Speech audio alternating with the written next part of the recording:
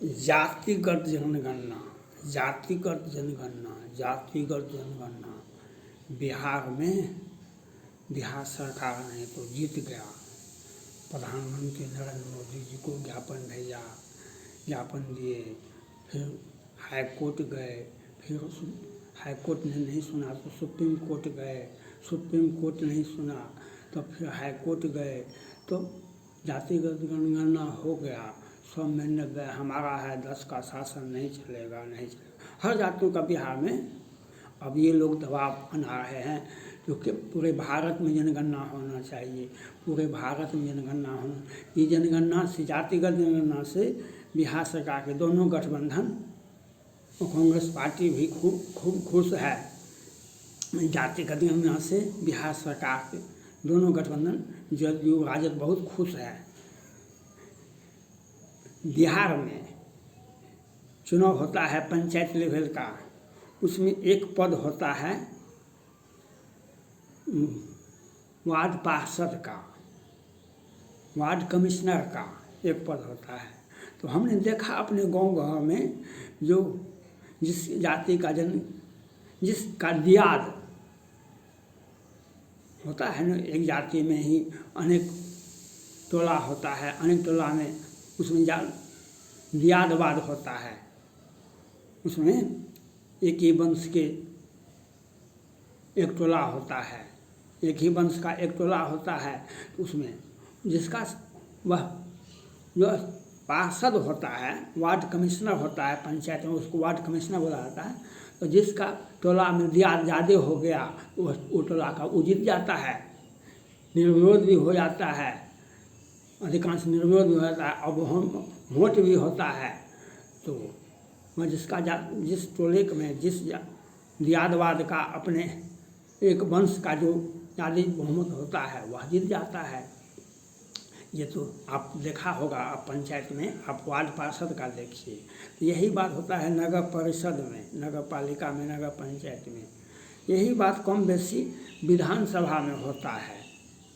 एक दो जाति का अगर किसी विधानसभा में किसी जाति विशेष का बहुत वोट है तो उसमें थोड़ा सा अगल बगल दूसरी जात का लोग दे देता है तो वह जीत जाता है।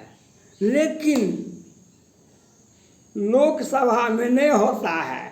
लोकसभा में एक दो जात का मिल जाएगा तो नहीं होगा कुछ हो, एक ही जात का मिल जाएगा तो नहीं होगा।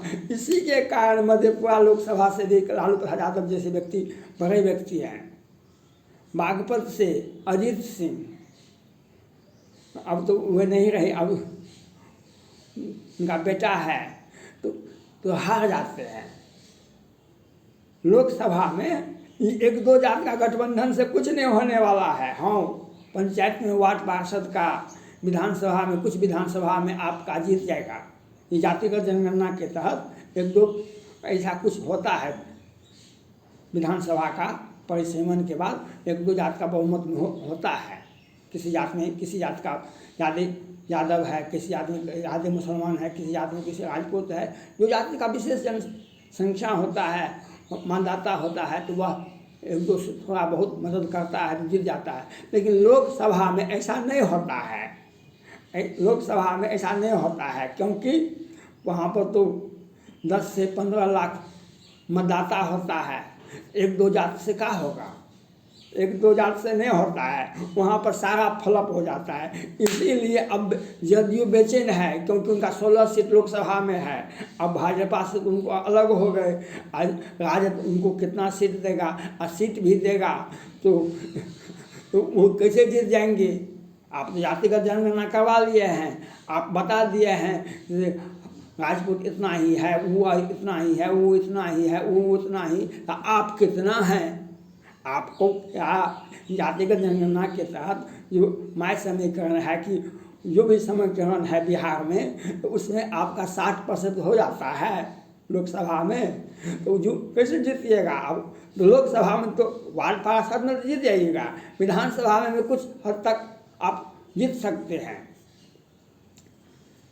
सत्ता पक्ष नहीं बने, बहुमत नहीं मिलेगा राजद को, तो प्रचंड बहुमत तो आया, 75 सीटें तो विधानसभा के चुनाव में इनको आया। बाद में 5 को आया, लेकिन प्रचंड बहुमत तो नहीं आया। लोकसभा तो खाली गया, लोकसभा तो खाली गया। तो अब उसमें क्या कीजिएगा जातिगत जनगणना से? जातिगत जनगणना छोटे लेवल में बहुत अच्छा होता है, छोटे लेवल में बहुत जातिगत जनगणना बहुत अच्छा होता है, लेकिन लोकसभा की चुनाव में सब जातिगत जनगणना फेल, क्योंकि वहाँ पर तो 20-30 जाति अगर जब तक समर्थन नहीं करेंगे तब तक कुछ नहीं होने वाला है।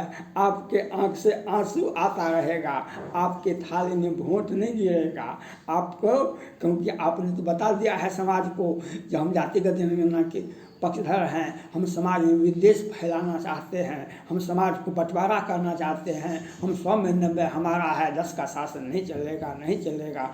लोकसभा में तो आपका खटिया खड़ा, लोकसभा में तो आपका खटिया खड़ा, क्योंकि आपका कितनों भी कुछ कीजिएगा तो आपका जातिगत समीकरण जो बिहार सरकार में जातिगत जनगणना दिखाया है उसमें तो लोकसभा में तो आपको दोनों को सीट नहीं मिलेगा। सत्ता पक्ष को, यहाँ जदयू को, राजद को एक को सीट नहीं मिलने वाला है, क्योंकि आपने जातिगत जनगणना करके आपने खुद, हनुमान जी ने लंका में आग नहीं लगाया, हनुमान जी ने लंका में आग नहीं लगाया, उसको फांस मार रहा था, रावण ने कहा कि तुमने हमारे बेटे को मार दिया, हम तुमको भी मार देते हैं। हनुमान जी ने कहा हम कहाँ आपके बेटा को मारे, आपका बेटा ने हम पर हमला कर, जिन मोहि मारा ते मैं मारे, ते पर बंध तने तुम्हारे। आपका बेटा ने हमको मारा, हम मारे तो वह मर गया, इसमें हमारा क्या दोष है? तो विभीषण कभी ने फांसी दे देते हैं, तुमको मृत्यु का भय नहीं है, तुमको हम फांसी देंगे, अभी मारेंगे तुमको। तो विभीषण जी ने कहा कि ये जो दूत है, आपका भी दूत अयोध्या जाएगा, राम के पास जाएगा, उसका दूत ही है, राम का दूत है, आप इसको मारिएगा तो आपका दूत का भी तो मार देगा।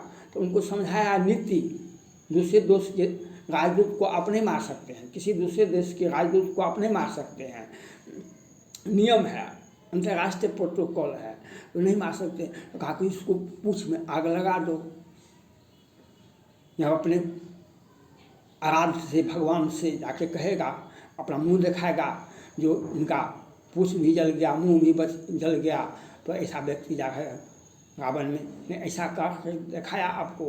तो विभीषण जी ने समझाया, तो सबों ने कहा कि नहीं, बात तो बिल्कुल सही है, नीति के तहत भी काम हो गया, और राम का दूत को हम पूंछ में आग लगा देते हैं। तो ये पूंछ में आग तो बिहार सरकार ने लगाई है जातिगत जनगणना करवा करके। ये जातिगत जनगणना वाले आज पूरा भारत में प्रचार कर रहे हैं, पूरे भारत में जाति जनगणना होने से, लेकिन हम आपसे जातिगत जनगणना वाले, हम आपसे प्रार्थना करते हैं, आप मणिपुर जाइए न, आप ही जैसे व्यक्ति, कांग्रेस पार्टी, राजद, जदयू जैसे व्यक्ति, स्टालिन जैसे व्यक्ति आज मणिपुर को जला रहे हैं। आज मणिपुर में क्या है? वहाँ पर बैकवर्ड फॉरवर्ड नहीं है, विदेशी मुसलमान वहाँ आए हैं, विदेशी ताकत वहाँ पर है, और सभी पिछड़े हरिजन हैं। मेंते समाज और कोकी समाज दोनों को आपस में लड़ाया गया, दोनों अत्यंत पिछड़ा, बिहार में इसको महादलित कहते हैं। बिहार में तो शब्द का इजाद होता है।